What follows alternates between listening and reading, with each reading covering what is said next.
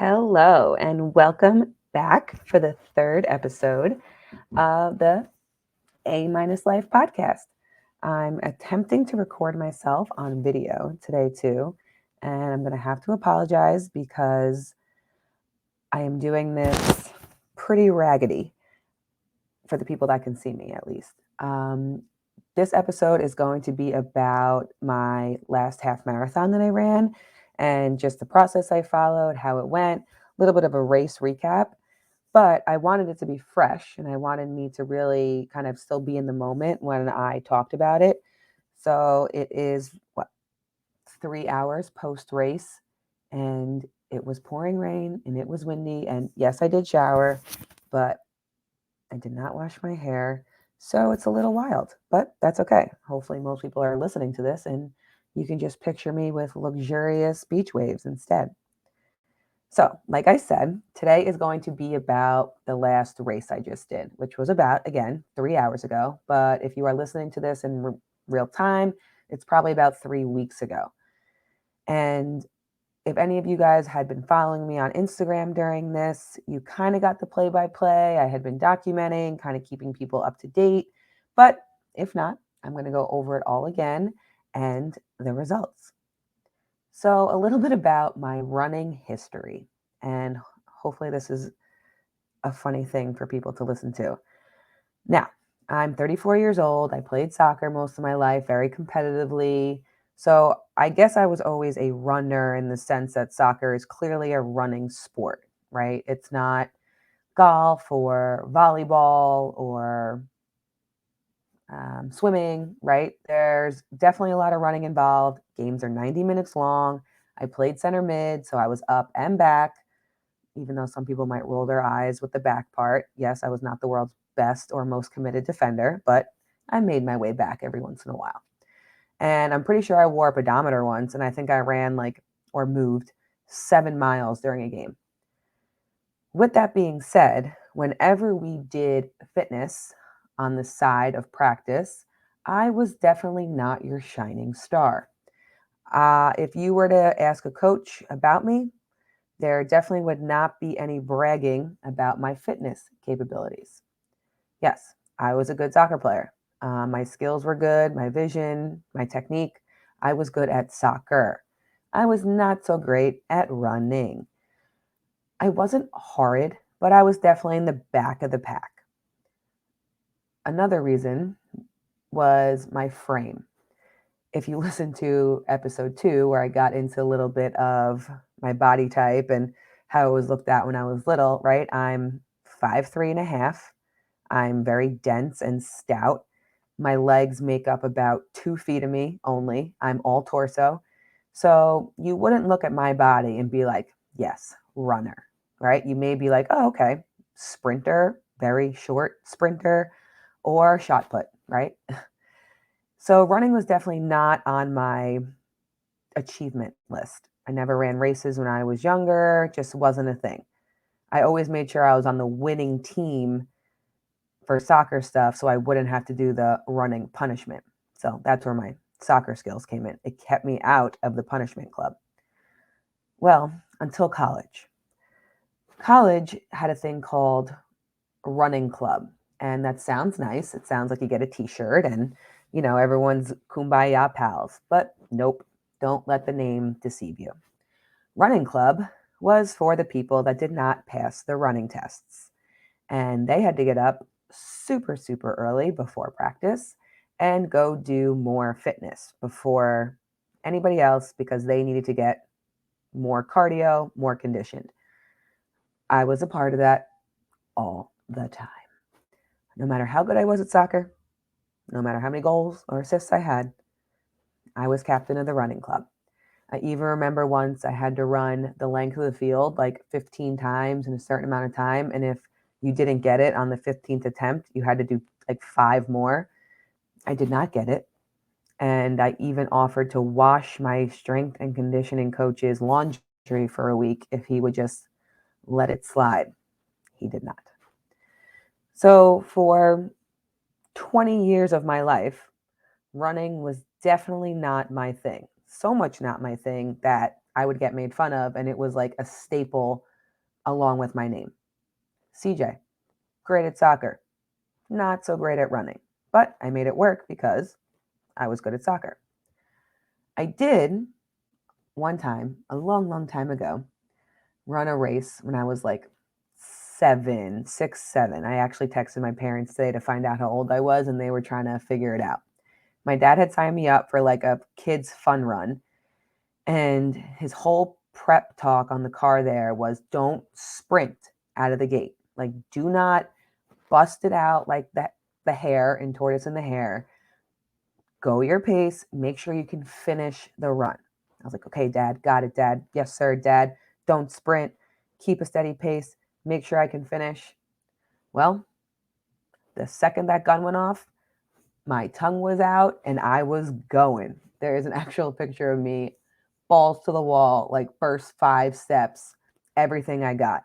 It's one of my parents' favorite stories. I don't actually know how it ended. I think I ran the whole time, but I don't really remember. And that was as much of the running that I had done until I was like 23 or so. I graduated college. I put on a lot of weight, right? That was my big girl stage. And I didn't really exercise at all. And then my best friend was going through a rough breakup that we should have known was meant to be all along.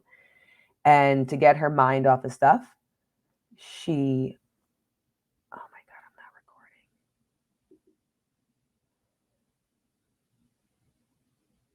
Good Lord.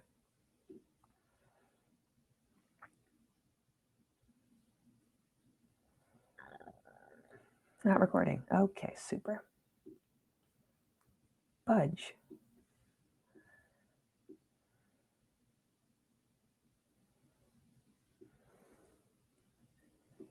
Hello. Welcome back. So, this is the third episode of the A minus life. And I'm not going to lie, I'm always going to be honest with you guys. I just spoke for about 20 minutes and nothing recorded. So, we're going to try this again. And hopefully, I can be just as funny and witty as I was in the first 20 minutes because I had some good lines. So, I apologize if this is not as exciting because the first 20 minutes was. Okay, so this is the third episode, and I'm actually recording it before the second episode. The third episode, and what you are listening to now, is going to be about my last half marathon and the race recap. In order for it to be fresh and on my mind, I wanted to do it as soon as the race was really over. So it is about 1 o'clock now, and I finished the race. I got home around 10:30. So I wanted this to be fresh. And for anyone that is actually watching me, since I am recording this on video, I do apologize for my appearance, but it was pouring rain out, super windy. I did shower, but my hair is a little bit of a hot mess right now. But hopefully, most of you guys are watching this and you can just picture me with lovely beach waves and a nice golden glow. First, I want to give a little bit of a background on my running history so you guys can get a little bit of an understanding of why today's results were pretty comical, but impressive, I guess. From before I can remember, and if you listen to episode 2, you know, I was definitely labeled a non runner or not so great at cardio. I am 5'3" and a half. I'm 150 pounds now. My legs make up about 2 feet of me, right? I'm all torso and I'm pretty dense. Like I'm a strong looking female, even if I'm not really trying to be. You would never look at me and be like, yes, long distance right there. No, you'd look at me and be like, maybe a sprinter, most likely a shot put girl, right? No knocks on them, just the kind of body type that I have. So, with that being said, I never really dabbled in fun running before. As you guys know, I was a soccer player, pretty successful. And soccer is definitely a running sport, right? Like I didn't play volleyball or golf or swim. I unfortunately picked a sport to fall in love with that pretty much had cross country ingrained in it. I do remember wearing a pedometer once. And for all my younger people, a pedometer is something you snap on your pants and it tracks your steps because Apple Watches didn't exist when I was younger. And I think I ran about, or moved, I guess, about 7 miles this particular game. I did play center mid, so that does make me go forward and back, even though some people might be giggling because I was not always known for the best defense, but I swear I did get back sometimes. And I'm sure since I knew I was wearing the pedometer, I ran a little bit more than usual, but covering distance was never really my specialty. I made sure I was good at soccer. I had good vision, good skills, good technique, so much so that I could pretty much make sure I was on the winning team for any kind of fitness punishment related games. So I was pretty good at avoiding that. On another note, I was also captain of the running club in college. Now, the running club sounds like a really fun, here's a t shirt, let's high five kind of club. Let me correct you, it was not. The running club was made for the players that never passed the fitness tests come season. There were a couple. There were the dreaded beep tests, there were Cooper tests, there were 120s, which is like the whole distance of the field sprints. There was all sorts of different torture device tests. And yes, I usually did not get the number or the reps that I needed. Now, there was never any juggling tests or hit the crossbar test or soccer skill tests. Those I would have been fine with. But no, the beep test and me, not pals. I will forever have that haunted woman's or male's voice in my head. So when you did not pass these tests, you had to join the running club, which was super early wake ups at like 5 a.m. to go to the field before practice and get extra running and extra cardio in. It was awful. And the only way you got out of it was by passing the fitness tests. Well, I guess that's wrong because I definitely got out of it and I definitely did not end up passing. So maybe they just needed me on the field eventually. I even remember one time, one of the drills was like 15 full field sprints or something. And if you didn't make it on the 15th one, you had to do 5 more. Well, your girl did not make it. And I remember putting my hands on my knees and offering to do my strength and conditioning coach's laundry for like a month if he could just let me live. He did not. I went again. So me and running did not have a friendly relationship. And for as long as I can remember, again, it was like the jokes about my name were, yeah, CJ, great soccer player. Doesn't move a lot. But hey, I guess it worked out for me. The only race I can remember before the age of like 23 was my dad had signed me up for like one of the local kid fun runs. I think it was a mile. He thinks it was a 5K. If it was a 5K, I don't remember that. And he was crazy for signing me up for that. But on the whole car ride there, he gave me a pep talk, very Coach Ludeman like. And his major advice was don't sprint right away. When the gun blows, just go out and run your pace. Like, you don't want to give all your energy out in the beginning because then you won't make it, right? You're going to end up walking, you're going to get a cramp, something's going to go wrong. So just don't get caught up in the moment and run. And I said, got it. Got it, coach. Yes, sir. I will not sprint. I'm just going to go out, run the pace that we've been doing, and there you go. Well, the gun blew and off I went. 1,000 miles per hour, tongue out, feet causing smoke on the ground. And I gave it all I had in the first 15 feet. There's actually a picture of me coming out of the starting line with like my tongue halfway out of my mouth, looking like I was sprinting after an ice cream truck. So it's one of my parents' favorite stories because it was literally the only thing they told me and it was the only thing I didn't do. I don't remember anything else about the race besides that. So I don't know if I walked. I don't know if I finished. I think I finished, but I did not do a good job listening to the advice. And then I took a running hiatus for about 20 years, minus the forced running club and playing soccer. It wasn't until about 2014 when my best friend was going through a rough breakup that we should have known was meant to be when it first happened, that she wanted to get her mind off of something. Well, not something, off that. So let's sign up for a half marathon. We can run together, we can chat, something else to focus on besides that. So, being the selfless best friend that I was, I said, absolutely, let's do it. Now, this is 2014. This is the end of my big girl era, right? I graduated college at like 21. I'd started putting on my a lot of weight when I was like 20. Um, Pushed the scale, didn't work out, lived at Taco Bell, drank a lot till I was about 25-ish. So around 2014. Something about me, guys, I'm horrendous with time frames, ages, when things happened in my life, anything like that. So I do know that the race was 2014 because I had pictures and I looked it up, but I don't even know how old I was during that time. So we trained. We lived in an apartment together. It had like a mini gym, so I did a lot of runs on the treadmill. I didn't like follow. I think I followed like Nike running. Um, it was new for me. It was definitely the longest run I've ever done, and we did it.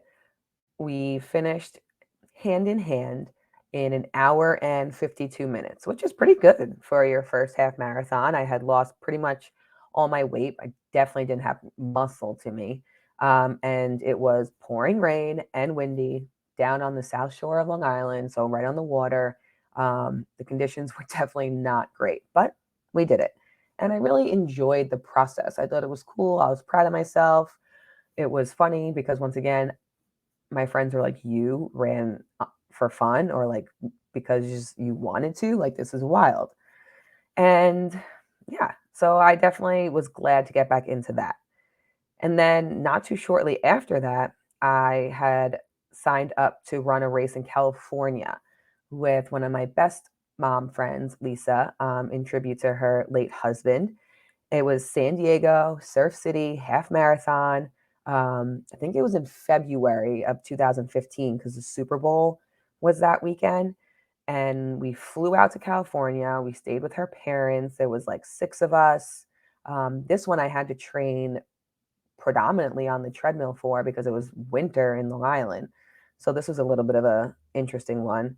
But I was definitely fitter. I trained harder. I was pumped for this one. Her dad like took me under his wing, showed me the course, walked me to the starting gate. It was awesome. All the other ladies that I was with like went out to dinner and drinks the night before. I was the youngest one. They thought I was going to party and I was the DD. So I was pretty serious with this one. Um, Still no pro. Again, just followed Nike training, nothing fancy. And I finished that one in an hour and 40. So I cut about 12 minutes off my time in a short period. Also, San Diego, running on the Pacific Ocean, beautiful run. Weather was perfect. I think one hill the whole time. The scenario was amazing. And then after that, I kind of took a running hiatus. I found the CrossFit world, really dove into that hard. I ran a couple of 10Ks and 5Ks here and there, never really trained, just kind of ran them. Ran one super hungover, actually did great. Um, Maybe that's the trick, some tequila the night before. But lifting definitely took over my heart, and CrossFit took over my heart.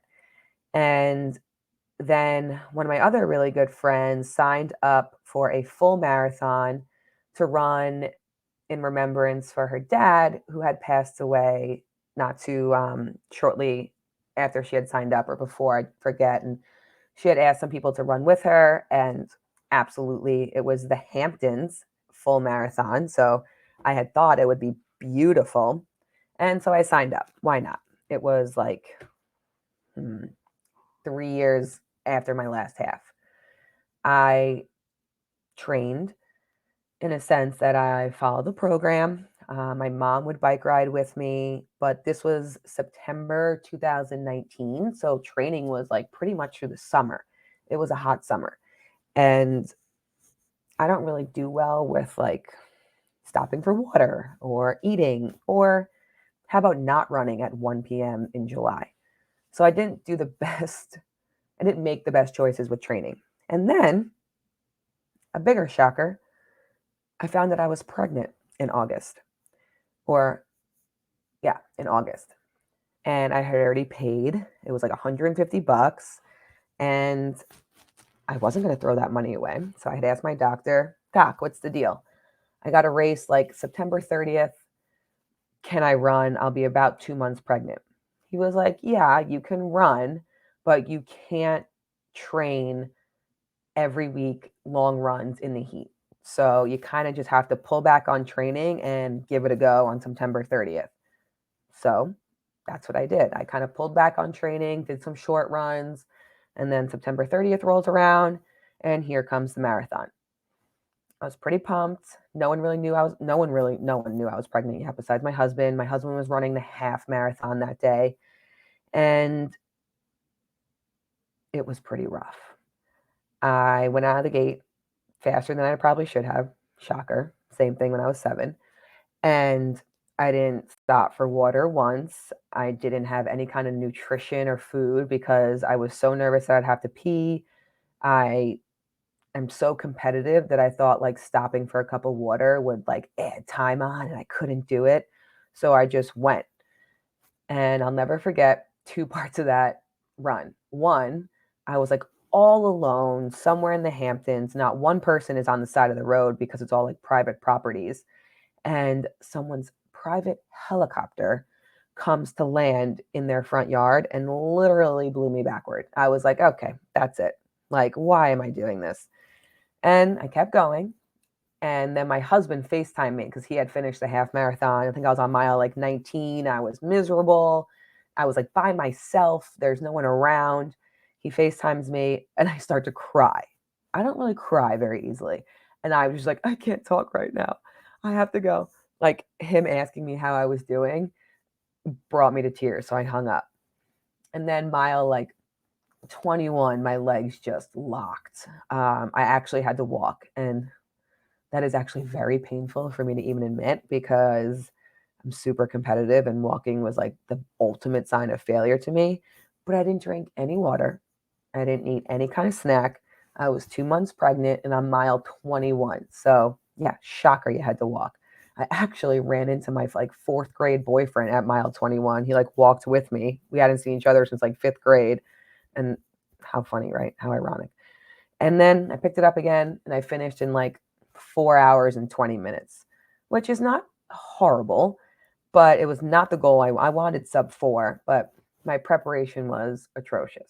After that, I swore off running. Never again. That was so bad. I did crush about $30 worth of Taco Bell that day, and that was it. See you later. Um, Obviously, I have my 2 kids, don't do any runs. I'm back into just CrossFit and then now bodybuilding, lifting. The only cardio I do is a random low intensity day where I'll walk for 40 minutes, maybe do a slight jog or the Stairmaster. And then my husband tells me in July of this year that he's going to do the Great South Bay Half Marathon. Oh, I forgot to tell you. In 2021, when Rory was born, Tom signed up for the Suffolk Full Marathon and he crushed it. He finished sub 4, put me to shame, and that hurt my pride. So when he signed up for this one in July, I was like, all right, that's it. I'm making a comeback. I'm doing it. So I signed up. Now, July to September 30th, right? Mid July to September 30th is not that much time, but it's a half marathon. No big deal. I downloaded the Run with Hal app. Super simple, didn't pay for the fancy one.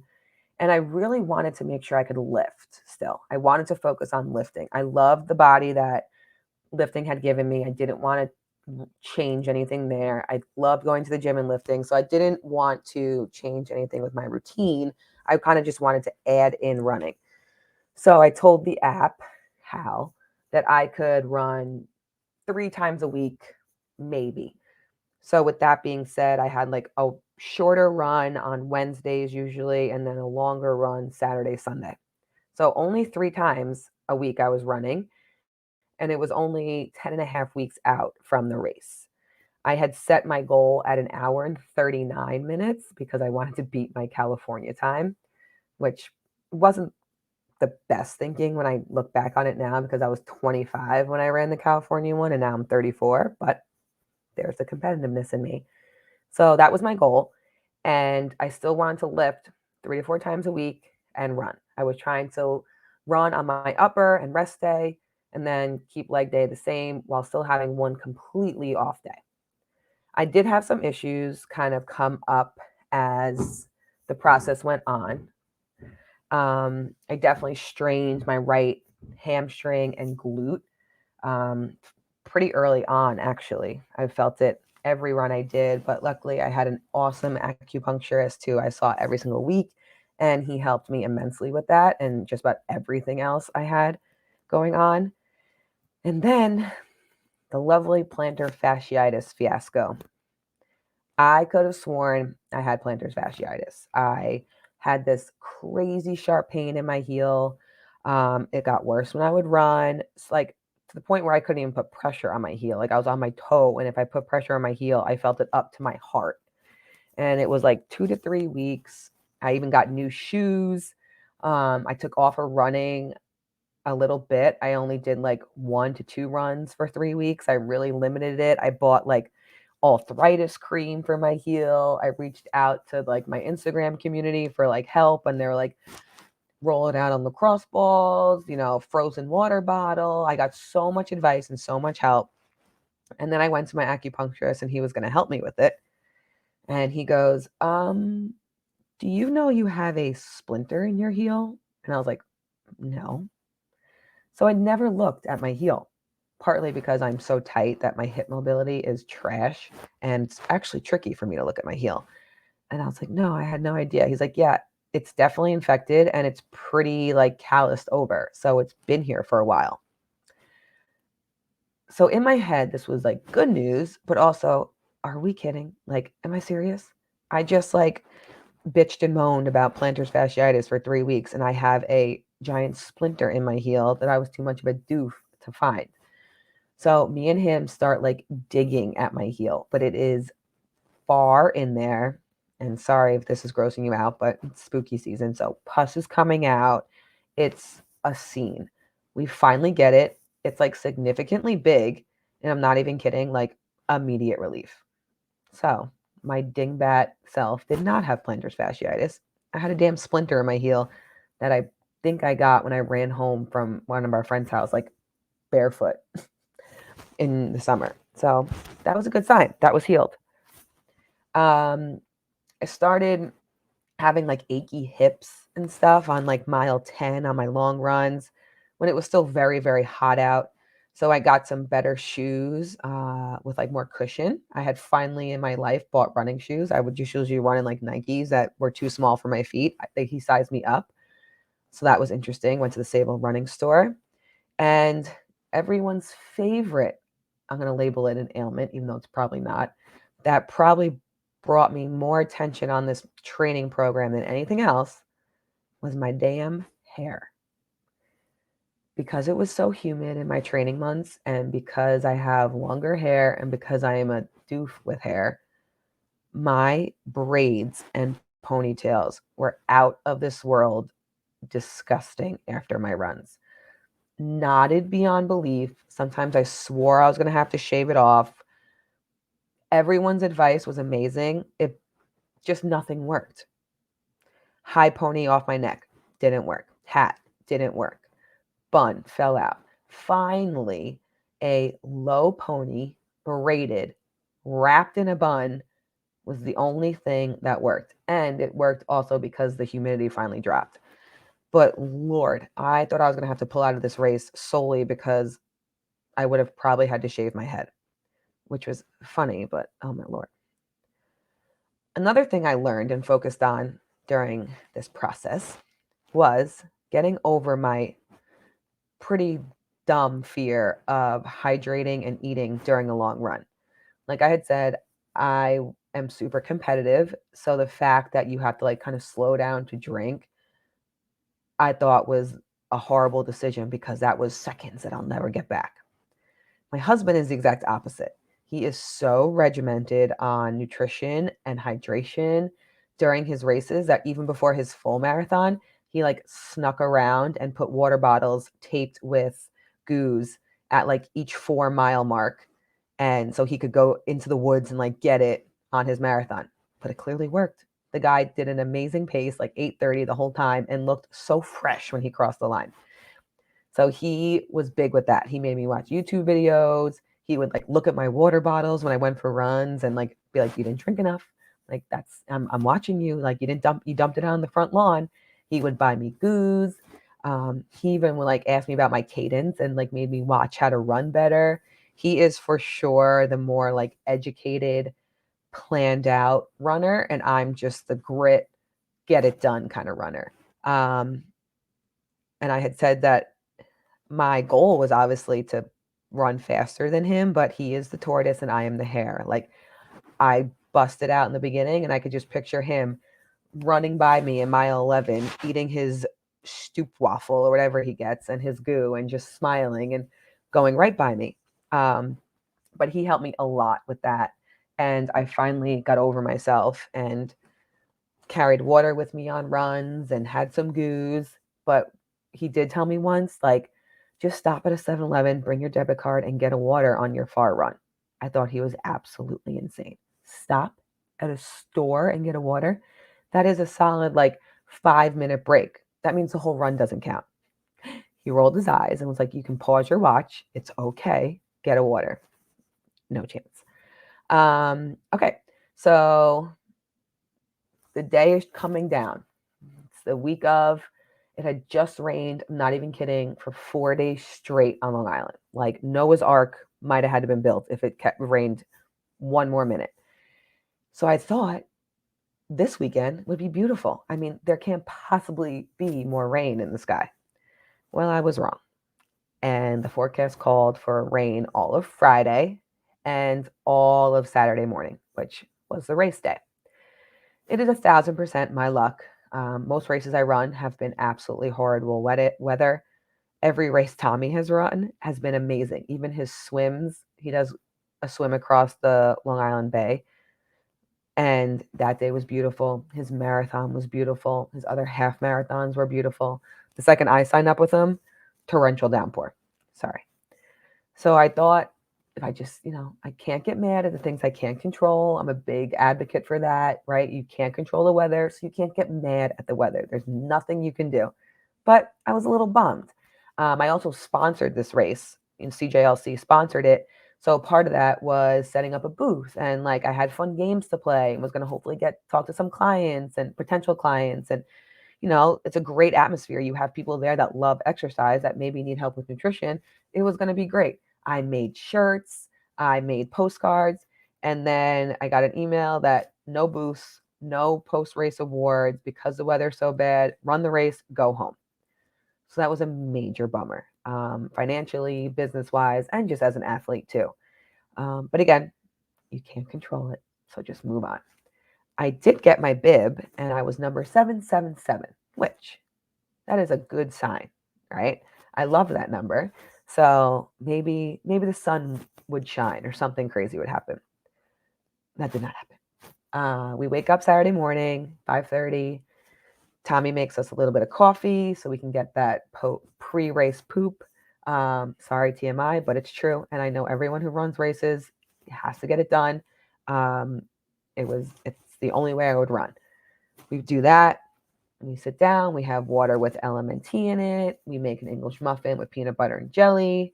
I decide to bring all the shirts I made and just be like Santa and hand them out randomly to people because I can't possibly use them for anything else. They have the race name on it and the year. So here you go, everybody. Our babysitter comes over. Our son wakes up super early, gives us a big smooch, and we're out. We get there. and it is a mess. Pouring rain. There is coastal flood alerts, 20-mile-per-hour winds, because again, it's right on the water. 55 degrees. We're sitting in our car. We run outside to go to the bathroom quick, get the nervous peas out, come back in the bathroom, the car. The race is postponed 15 minutes. We're like debating with each other for like 20 minutes on what to wear. Do we wear our rain jackets? Do we wear our headphones? Do we bring our phones? Like, do we just be alone with our thoughts for 2 hours? We decided against that, probably a good thing. And I start the race in a t-shirt and leggings with a hat and my headphones on. Tommy starts in shorts and a rain jacket. He takes off his rain jacket about 30 steps in, and we're off. One of my good friends was running the 10K, and she is from a family of runners, and they are unbelievable. Like any day of the week, it doesn't matter if they've been running at all, they can go out and crush any run. They're just unbelievable. And I started with her, and she went, whew, she flew the second the race went. She was running the 10K. I think I said that. But I'm actually so glad I was with her because we were kind of towards the front of the starting block, and she just went for it. And it made my first mile better than it ever has been. Usually you get like caught up in people and your first mile is pretty slow. And this was the opposite. I was like fifth person running, and my psycho brain was like, oh, wow, I'm like top 10 right now. I got to keep it. It was like zero point 0.7 miles into a 13-mile race. Like, okay, we're already doing the mindset, like mental talks right now, but it was true. I was like, all right, I'm already in the lead. I just have to keep it now for 13 miles. That was my thinking. Um, Another thing that people thought I was a little bit crazy for was in my headphones, I was listening to a book on tape, which my 19-year-old babysitter was like, are you a grandmother? It is not called a book on tape. Do you have a cassette player attached to you? It's called an audiobook now. So apparently I was listening to an audiobook. Um, it was not a thriller. It was a nice, calm book about sisters reuniting. And I had 1 hour left and I really wanted to finish it. So I listened to an audiobook and let my mind do the pumping up. And the race was on. It was rainy, it was windy, it was flooded. There were about 20 people on the side of the road the whole time. I was never really surrounded by anybody because I had started kind of in the front. And once I felt like I was in the lead, I told myself I could not give it up. So I basically just played don't lose the lead for 13 miles.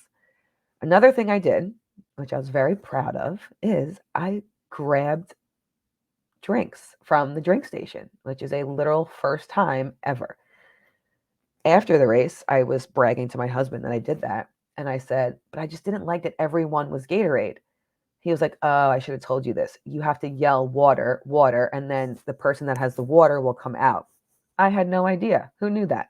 So I just grabbed Gatorade each time. And my mouth was like, cotton mouthy sometimes from Gatorade. And I spilt it all over myself, up my nose, which I hate. I hold my nose in the pool. I can't stand anything up my nose. I got Gatorade up my nose, all down my shirt. My hands got sticky. I definitely need some practice on that. My husband also told me later that you're supposed to like pinch the cup and then hold it off to the side. Again, a lesson I would have loved prior to this race. So I definitely stopped. Well, not stopped. I grabbed and drank probably like 5 times, which is epic to me. But when I look back at how much I probably actually got down my throat, it might have been like 5 ounces because it was everywhere. I also had my goo at like mile 7. So I'm basically a certified nutrition and hydration coach now also. Um, Couple things that were really awesome was the fans that did stay and the family that did come support their runners, even though it was torrential rain. They were amazing. There was a group of like younger dudes on bikes that I guess were cheering on their one guy friend and who did amazing because he was in the front of me. And every time I passed them, they're like, yeah, first female, you go. And it definitely took them a little bit to realize I was a female because I had my hair glued back, and I had a baseball hat on that said dad. Um, so once they realized that, they were awesome supporters. And then being super, not emotional, but lame.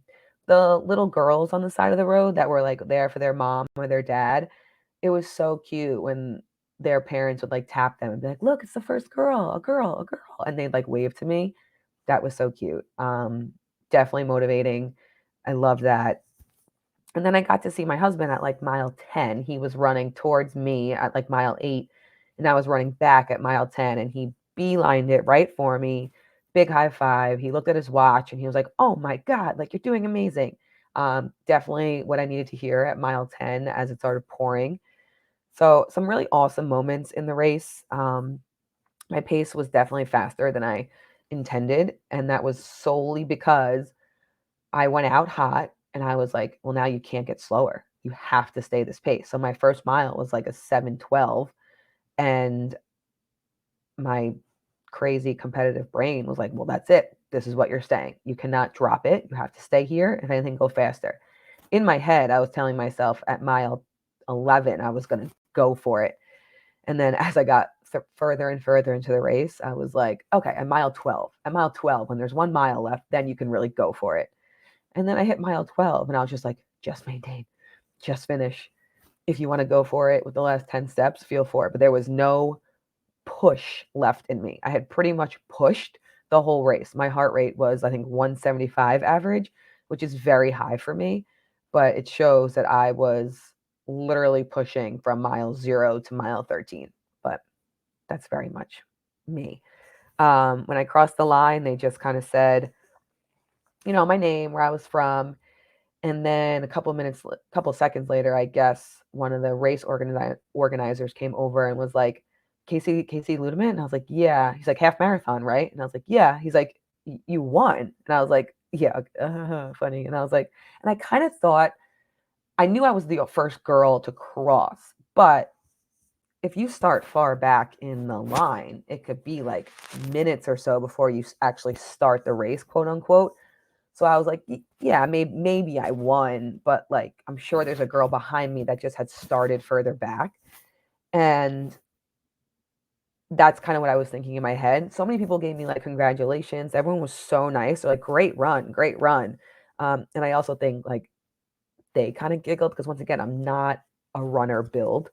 But that's okay. I was really proud of myself. I came in 6 minutes quicker than I planned. I wanted 139 and I got 133. And again, the elements were pretty crappy. I'm not sure if I would have gone much faster if it was sunny out.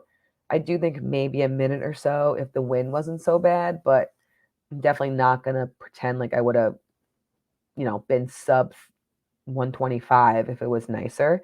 I tried as hard as I could. And then I think the next girl came in at like 137.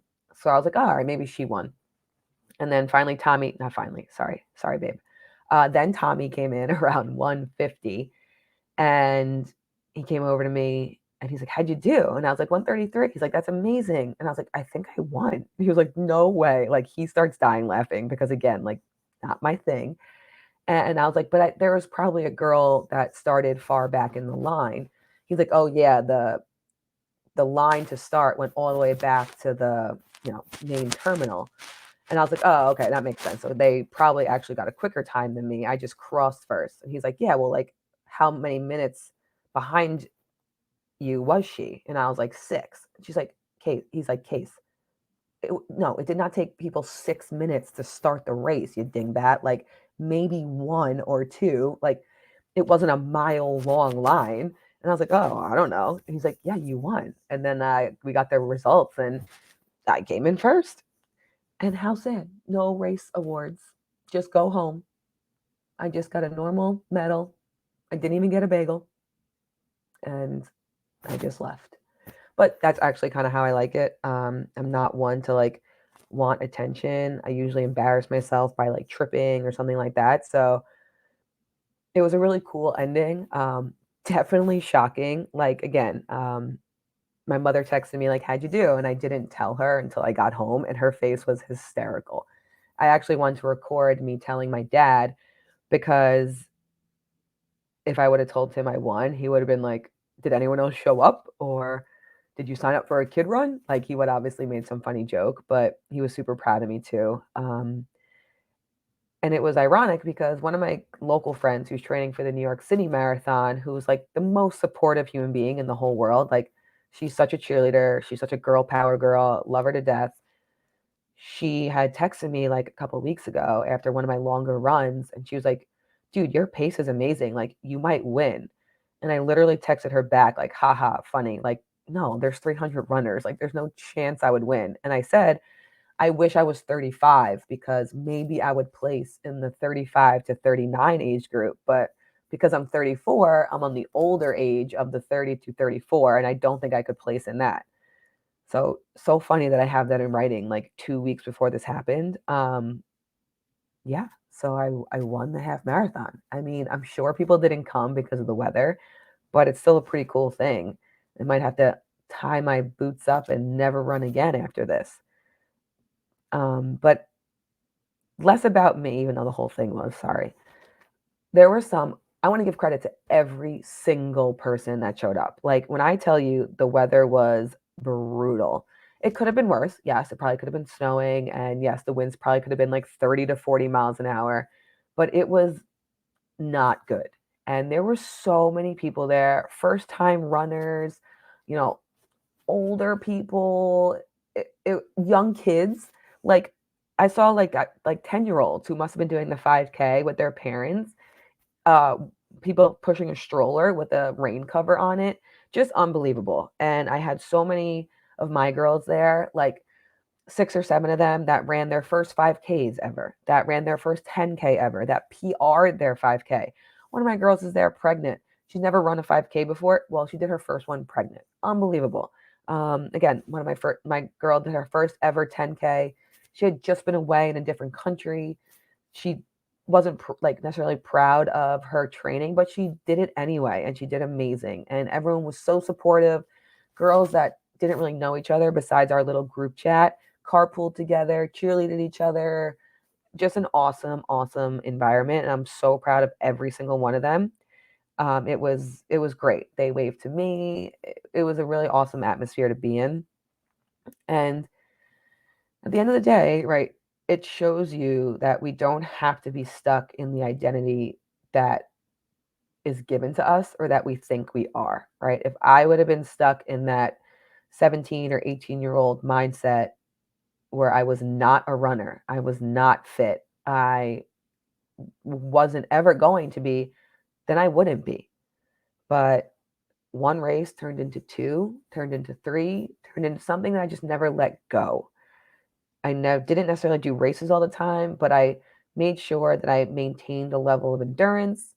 I realized that, yeah, it's never going to be fun, but doing hard things to me sometimes is fun. It's accomplishing something, seeing faces of people that didn't really think you could ever do it. That's fun. Um, so just because you think you are this certain person, that this identity is yours, doesn't mean you have to stick with it. Doesn't mean that can't change, right? If you label yourself like not a lifter, well, guess what? You can wake up tomorrow and change that identity. You can become a lifter. If you're someone that, can't say no to parties, you can change that identity. You can change who you are. You just have to tell yourself that you are this person. You don't say, I'm not someone who does this, right? I am a runner now, and I forever will be. I'll never let that be something I can't do anymore.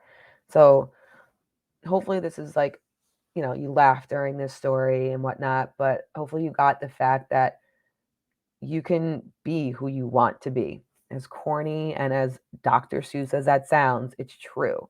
You can wake up one day and decide that you're going to change something about yourself, and you can do it. Anyone can do it. I'm never going to win the New York City half marathon. I'm never going to win probably another thing again with running. And I didn't need to win. I set a time for myself. I wanted it to happen. I made it happen by the choices I made, by the effort I put in, by the nutrition that I followed, by the support system that I had. And every single person listening to this can do the same thing. To end this podcast, I have a funny story that obviously has to do with my hair. So I'm riding a high, right? Winner of the Great South Bay Half Marathon. Let's pick up some Starbucks on the way home because we are freezing. My hair's out. It's not really knotty, actually. Like, it was just wet. I had a backwards hat on. I obviously was soaked, so I looked a little raggedy, but I wasn't in a horrible presentation. It's one of the pictures I put up on my Instagram, actually, so you can check it for yourself. And this woman in Starbucks, an older lady, is walking out the door and makes a point to turn around and be like, "Hey, sweetie, if you ever need someone to help you with your hair, I work at the salon down the street. My name is Cindy." And I was like, "Oh, what? My hair is not even close to as bad as it could look." I was actually thought I looked kind of cute with my backwards hat on and my wet hair. But nope. Enjoy that high of winning the race for 30 minutes. Here's Cindy to squash you. So, just as fun as being on top is, people bring you down to earth real quick. So that's it. And I hope you guys enjoyed the recap of the run. It was an awesome experience. I'm not sure what's next. I may just go back to lifting. There is a full marathon that goes over a bridge in Suffolk County in 4 weeks that I was dabbling of thinking of doing, but I'm not sure. So we will see what is next. And thank you so much for tuning in. Next episode, I believe, is going to be about the holidays and how to handle those, or about macros. I'm not really sure. I forget. I haven't recorded it yet. But thank you again so much. Decide today what identity you want to have. Change something. Do something that no one thought you could. It's a pretty badass feeling. A minus life. Today I was 100%.